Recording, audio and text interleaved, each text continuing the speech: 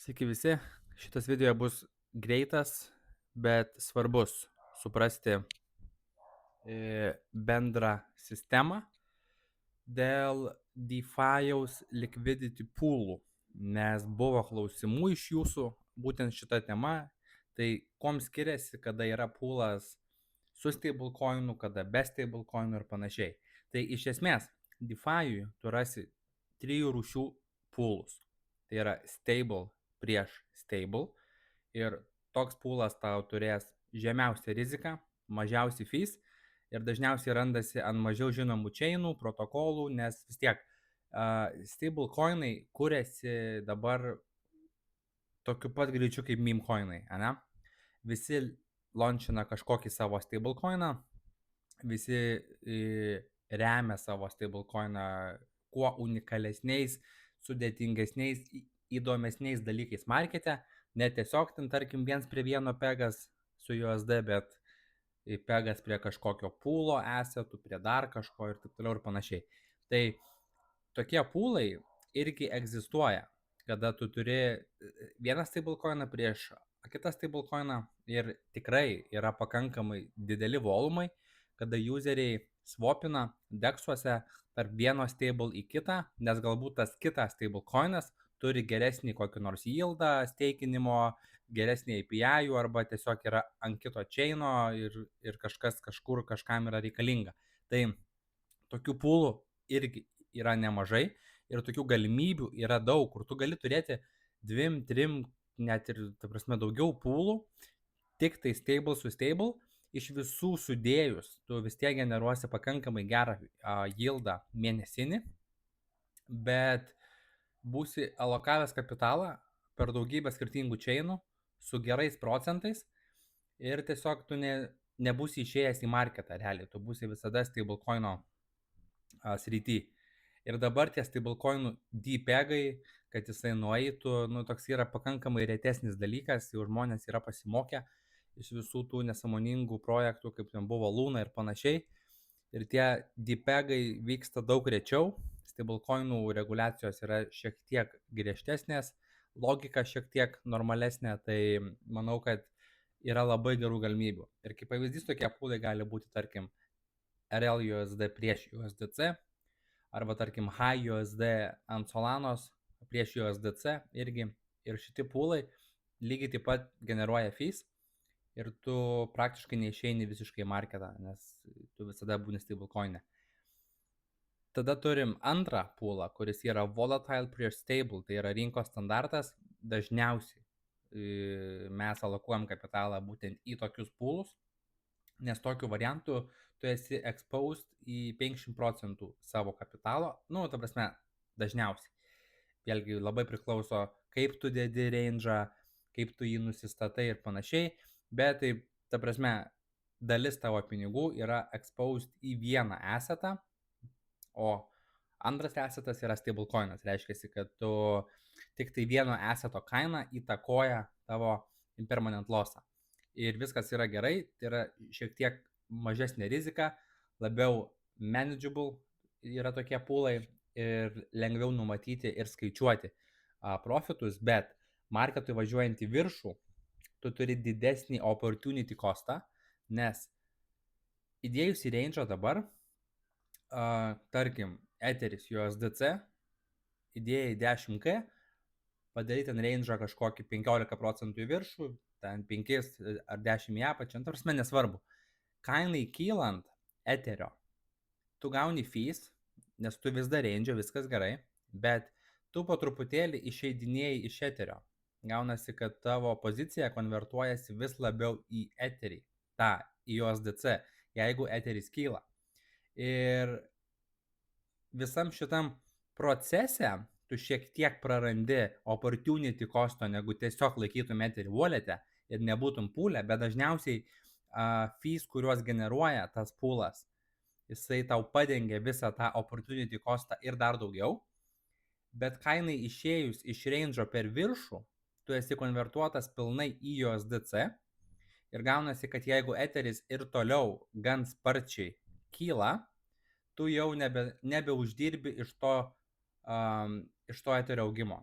Ir tai nėra losas, tai yra opportunity costas, pavadinkim, nes tu, jeigu būtum tiesiog laikęs Etherį wallet'e, būtum uždirbęs daugiau, greičiausiai, negu būtum dalyvavęs DeFi pool'e, būtum pasidalinęs į USDC ir būtum dalyvavęs ir rinkdamas fees. Ir finalė kaina išėjo per viršų, ir tarkim, tu nebuvai prie kompo, nematei, nežinojai, Etheris toliau kala į viršų, skrenda į menulį ir gaunasi, kad tu pilnai konvertuotas į Etherį, į USDC, ir tu tiesiog nepasiemi to viso opportunity costo. Tai čia toks yra downside'as volatile prieš stable pool'us, bet iš kitos pusės tai vėlgi rizikos valdymo perspektyva tai yra geriausias variantas. Tada paskutinis tipas pool'ų yra volatile prieš volatile ir tai yra didžiausia rizika, bet ir geriausi fees. Tokie pool'ai dažniausiai būna meme-coininiai arba utility coinai arba bet kokie coinai, kurie yra palaunčinti nesenai, kurie neturi kažkokio tai didžiulio arba centralizuotų biržų listingo, arba nėra tokie ant tų chainų, kur USDC yra, tarkim, standartas, arba tarkim ant Solanos, visi meme-coinai viskas eina prieš Solaną, ne prieš USDC. Pavyzdžiui, ant Base'o didžioji dalis utility coinų launčinasi su USDC pool'u, ne su Etheriu.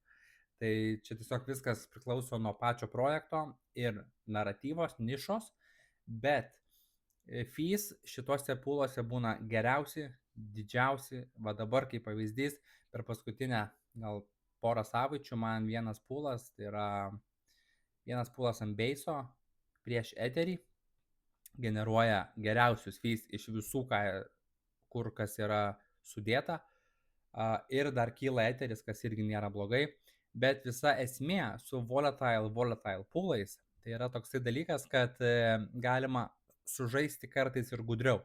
Ypatingai, jeigu marketas važiuoja į viršų, yra labai naudinga eiti į tokius pool'us, kai antras assetas yra Etheris ar Solana ar kažkoksai tai kitas blue chipas.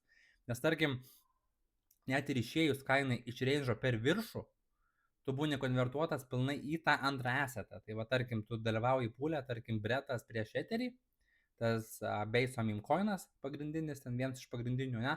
Ir tu, tarkim, providini liquidity šitam pool'e, Etheris kyla, marketas kyla, viskas, ta prasme, bullrunas. Tai tuo metu būti volatile pool'uose geriausiai apsimoka, nes jeigu tu ir išeisi iš range'o per viršų, tu būsi konvertuotas pilnai į Etherį ir tu nors ir nebegausi fees, nebūsi pozicijoje, bet tu konvertuotas į Etherį ir Etherių kyla vis tiek ir tavo depozo vertė. Gaunasi, kad tu neturi tokio didelio opportunity costo. Aišku, jeigu marketas nevažiuoja į viršų ir yra, pavadinkim, bear marketas arba šūdinas marketas, kuris nelabai ką daro, tokiu variantu volatile yra labai rizikinga. Nes jeigu tavo, tarkim, pirmas assetas yra Bretas, kas yra meme coinas ant Base'o, Base'as yra ant Etherio, prieš Etherį, ir tarkim Bretas pradeda važiuoti į apačią, arba tarkim Etheris važiuoja į apačią, jeigu važiuoja į apačią Etheris, kartu su Etheriu važiuoja į apačią Etherio ekosistemą, didžiausių market capų coinai, tai tarkim Bretas irgi važiuos į apačią, ir tave pilnai iškonvertuos į Bretą, ir jeigu Bretas toliau važiuoja, tu būsi visiškai pilnai Brete ir praradinėsi visą tą vertę dėl impermanent losso. Bet jeigu tu, tarkim, buvai pool'e su daugiau Etherio ir pradėjo važiuoti Etheris į apačią ir Bretas į apačią, tu prarandi dar daugiau, nes tavo standartinė pozicija Etherio dalis mažėja į vertę, nes jisai krenta, ir dar Bretą konvertuoja, kuris irgi krenta, ir tu prarandi ant abiejų assetų tol, kol išeini iš range'o, ir dar išėjus pilnai būni Bretas, kuris dažniausiai krenta daugiau negu Etheris. Ir tada gaunasi visiška šikna. Tai marketo stadija yra labai svarbu ir tu gali labai arba gerai sužaist, arba nudegt. Tai šiai dienai marketas yra geras, jisai yra karštas, tai tikrai galima alokuoti kapitalus į volatile pool'us ir netgi kartais gali geriau alokuoti kapitalą, o tarkim Zora, ne?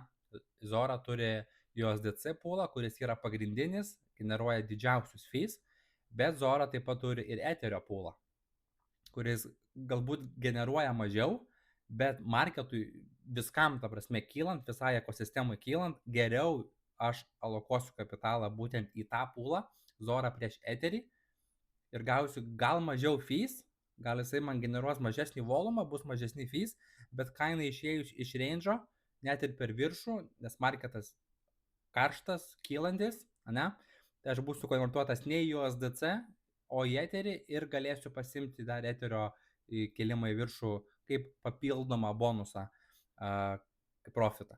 Tai šitie dalykai yra svarbus apgalvoti ir apsižiūrėti, kai dalyvauju DeFi, ir manau dabar paaiškinau, kuom jie skiriasi, ir galit spręsti patys pagal marketą, pagal savo rizikos profilį ir kapitalo dydį, kur jūs norit ką alokuoti. Nes turint ekstremaliai didelius kapitalus, tai netgi žinau vieną žmogų iš užsienio, kuris tik tai stablecoinų pool'uose gyvena ir gyvena labai gerai, nes turi kosminio dydžio kapitalus su nemažai nuliukų, ir gaunasi, kad jam net nereikia išeiti į marketą, jisai tiesiog dalyvauja USDC vos ne pool'e ant Solanos chain'o, dalyvauja ant Tron chain'o yra stablecoinų pool'ai, ir kadangi Tronas jisai turi labai daug USDT depozų ir šiaip stablecoinų depozų, tai tenais, ta prasme, volumai stablecoinų būna kosminiai. Tai tikrai ten galima ir iš to gyventi, tik tai stable pool, bet reikia didžiulio kapitalo. O šiaip rinkos standartas, kada rinka nei kyla, nei krenta, kada tu nesupranti, ar rinka kyla ar krenta, kai tu nesi kažkoksai tai aktyviai marketą stebintis žmogus, tai tavo geriausias betas yra volatile prieš stable, nes tu mažini savo exposure į volatilumą, bet tuo pačiu kainai kylant, tu prarandi dėl opportunity costo. Ne realų losą, bet opportunity costą. O kainai krentant, tu netaip stipriai nudegi, nes vis tiek tavo pozicija, jeigu iš USDC konvertuojasi į kažkokį tai assetą, tai nėra taip blogai, nes USDC nekrenta, jeigu viskas krenta. O kai turi volatile, gali prisidirbti arba gerai uždirbti.